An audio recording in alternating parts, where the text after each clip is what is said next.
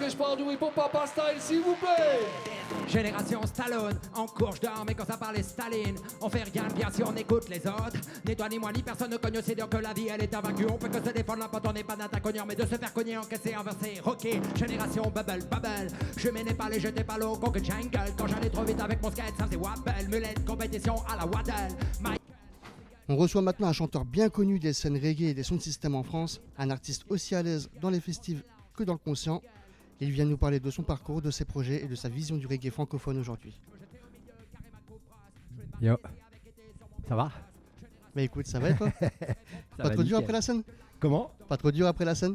Non, c'est là où on est le mieux. Hein. Enfin, c'est sur scène qu'on est le mieux. Et puis après la scène, hein, t'as vu, on a traversé le festival ensemble pour venir jusqu'ici. Et les gens qui viennent te féliciter, pardon, tu prends des photos, les gens te transmettent ce qu'ils ont ressenti pendant le concert et tout. C'est le meilleur moment de la vie d'un artiste. Sur scène et juste le après. Je pense que c'est dans les meilleurs moments. Là, et quand on crée aussi, qu'on a un nouveau son, un truc comme ça. C'est les meilleurs moments, on vit pour ça. Les plages carbonisées, la rive à tomber sur des contrebandes de vider les licites. La première, la deuxième, big et la selle. Après la troisième, déjà tu peines. À la quatrième, je t'éclabousse de merde. Je vais la cinquième et voilà, je te sème. Je fous la sixième, c'est parti pour le septième ciel. Et la sonde me cède et le son te balance des watts et j'embraye sur la scène. Est-ce qu'on est vivant ce soir, René?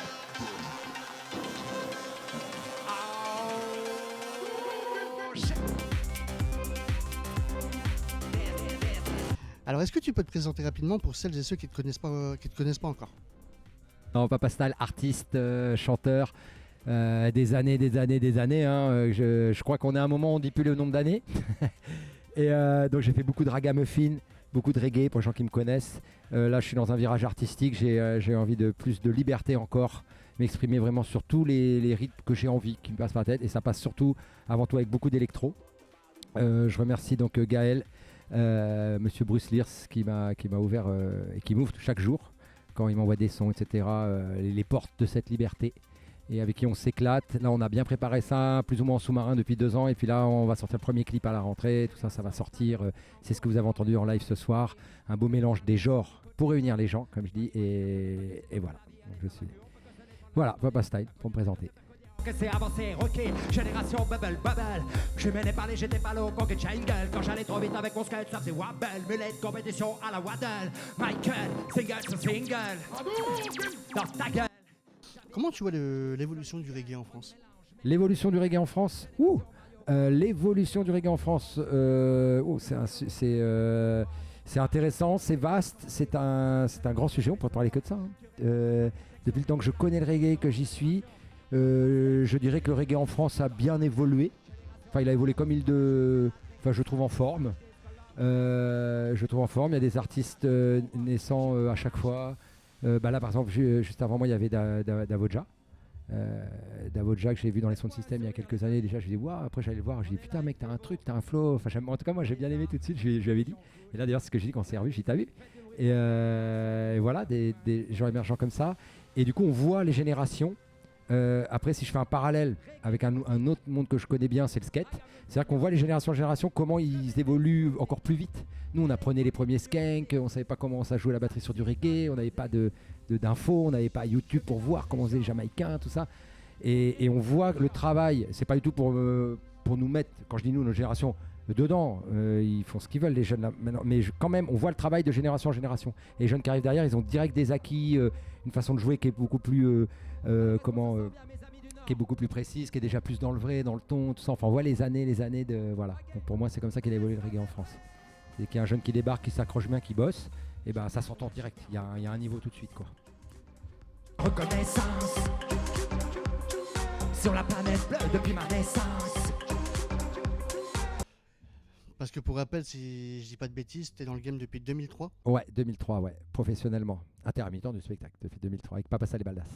Qu'est-ce que tu aurais comme conseil à donner pour les jeunes qui veulent justement se lancer dans la musique?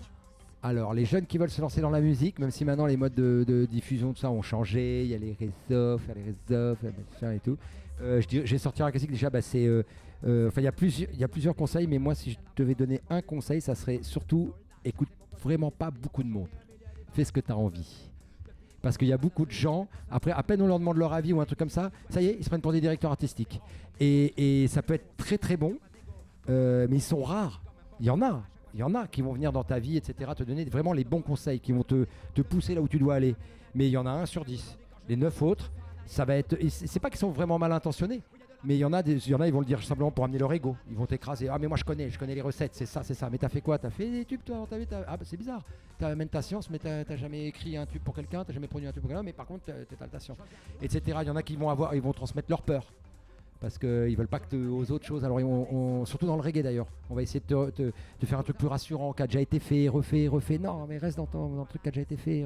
On va mixer l'album comme il a été mixé, l'album d'un tel avant, machin. Enfin voilà, on va pas oser. Et du coup, ça casse l'inspiration et ça casse vraiment le chemin de la personne, quel qu'il soit.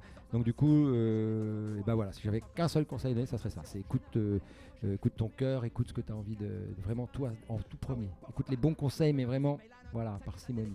Fais vraiment ce que tu as envie, fais-toi plaisir et fonce, lâche pas. De cette personne que j'aurais dû être, j'aurais tellement voulu apprendre.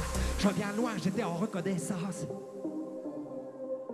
Tout à l'heure, tu nous parlais un petit peu de tes préparations en cours. Ouais. Mais est-ce que tu peux nous en parler un petit peu plus? De ce que je prépare là? Ouais. Tes projets en cours. Et à part les films de zombies, apparaître zombies dans les films de Patachou de production, j'essaye, je lutte, je galère pour rentrer dans les prods.